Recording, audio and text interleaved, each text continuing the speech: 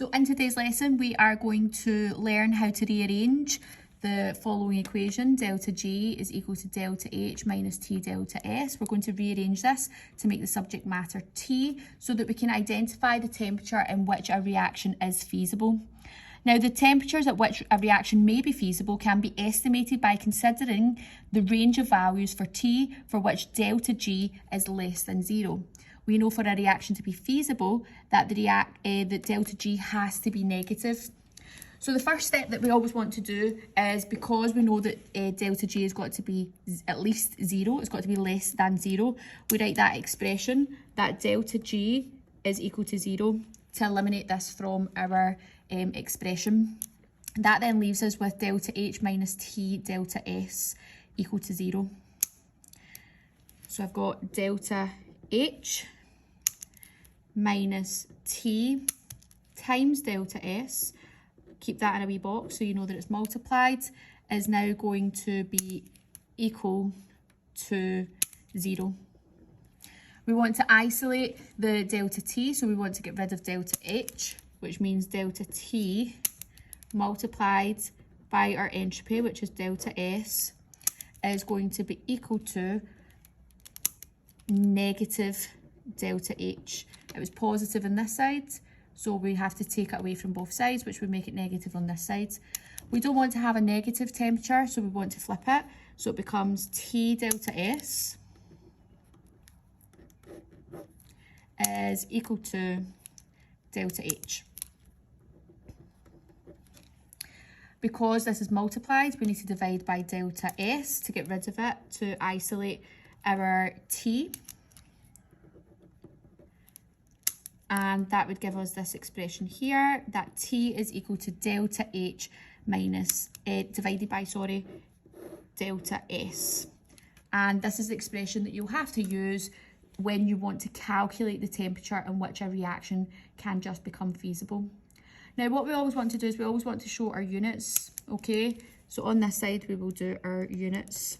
And we know that we've got our expression of T is equal to delta H divided by delta S. Now, temperature is always measured in Kelvin, okay? So we know that the unit which will be given in the question is going to be K here. We know also that delta H is always measured in kilojoules per mole. So that's kilojoules mole to the minus 1. So what that does is that allows us to identify what unit or what expression we have to have our delta S in. Now, usually delta S is measured in joules per Kelvin per mole. If it's mole to the minus 1 at the bottom, it will become positive at the top. That will cancel those out. We know that the K, if it's negative at the bottom, would become positive at the top. We want K equal to K, but we want to take away or remove the kilojoules and the joules, but we have to make sure that those are in the correct unit. So as a result, you must have your delta S in kilojoules per Kelvin per mole. And in the previous video, you'll have saw ways in which we can convert delta S from joules into kilojoules. So that is really important that we do that for our rearranging. We're now going to go into a couple of examples of worked examples that carry on from the previous video to identify the correct temperature in which a reaction can be feasible. This past paper question is from the Advanced Higher 2018, written 4D Part 2. And what we're asked in this question is it asks us to calculate the temperature in Kelvin below which this reaction is feasible. So from the previous parts of the question, you will have calculated that delta H is equal to minus 126 kilojoules per mole. Also accepted on that is minus 125.99. So you can use that as a follow through. And you will have also found that delta S is equal to minus 23.2 joules per Kelvin per mole. Now, what we're wanting to do is we're obviously wanting to calculate the temperature. So we know that we need to make delta G equal to 0 to get rid of that in our expression, because we know it's below 0 in which the reaction is feasible. And when we rearrange that, we end up with T is equal to, and we have our delta H divided by delta S. The little story I to help me remember this is hats backwards. H, that looks like an A to me, T, S. We know that we have to, if we're doing a calculation, the units have to be the same on both sides. I have my kilojoules per mole for my delta H, which I can insert in here. So that's minus 126, and I know the unit's kilojoules per mole. And if I have a look at my delta S, which is my entropy, I would also need that to be in kilojoules. The issue is that this answer is given in joules, so I have to do a unit conversion. Now to do that, I would say that I've got 1,000 joules that's found in 1 kilojoule. This answer's in joules, same unit, same side, minus 23.2 joules, and we would cross multiply. So I'd have 1 times, I'm just going to keep this positive just now, 23.2 divided by 1,000. And I'll just put my answer in at the end as negative, 23.2, answer divided by 1,000. And that gives me a value of 0.0232.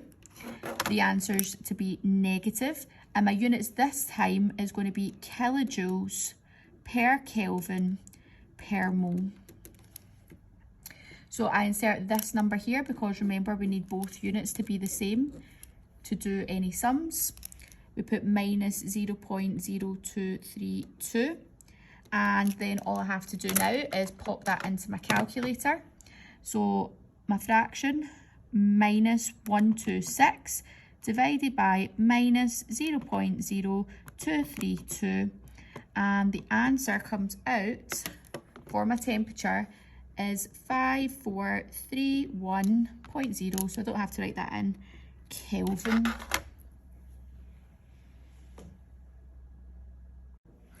This past paper questions from the Advanced Higher 2016 written 1B. Now the question wants you to calculate the temperature in which the reaction can be feasible. We've been given our delta H from the previous part of the question as minus 44 kilojoules per mole, and our delta S as minus 128 joules per Kelvin per mole. In the marking scheme, they have rounded this to 130, but I'm just going to use the 128 that I had calculated in my calculator for the previous question. The first thing we have to do is we have to write delta G is equal to 0 so that we can write our expression for T, where T is equal to delta H divided by delta S. Remember the little story, hats backwards. Now I can always just do a straight insertion of my delta H, which comes in at minus 44. However, my unit here is in kilojoules, and my unit here is joules. For me to do a calculation, it has to be same unit, same side. So I have to do a unit conversion. 1,000 joules is equal to 1 kilojoule. Same unit, same side. Minus 128 joules. And I do a cross multiplication. 1 times 128. Answer divided by 1,000. And that comes in at 0.128. Now I need to make that answer negative as it's negative over this side, and this time the unit is kilojoules per Kelvin per mole.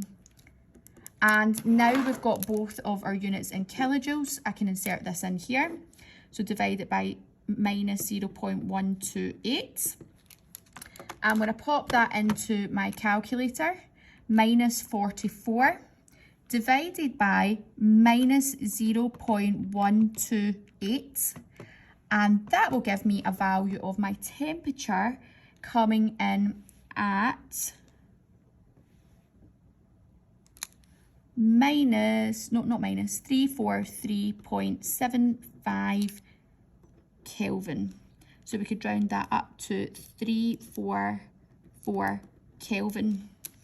Now what you'll see is in the answer scheme, the answer might be slightly different because I followed through with the 128. If I was to change it to what was given in the marking scheme, and I was to do minus 44 and divide that by negative 0.130, which is the value that they used as a follow through, you would get 33.8 846 Kelvin, and they've rounded it up to 340 Kelvin. So this is totally acceptable as long as you show your follow through.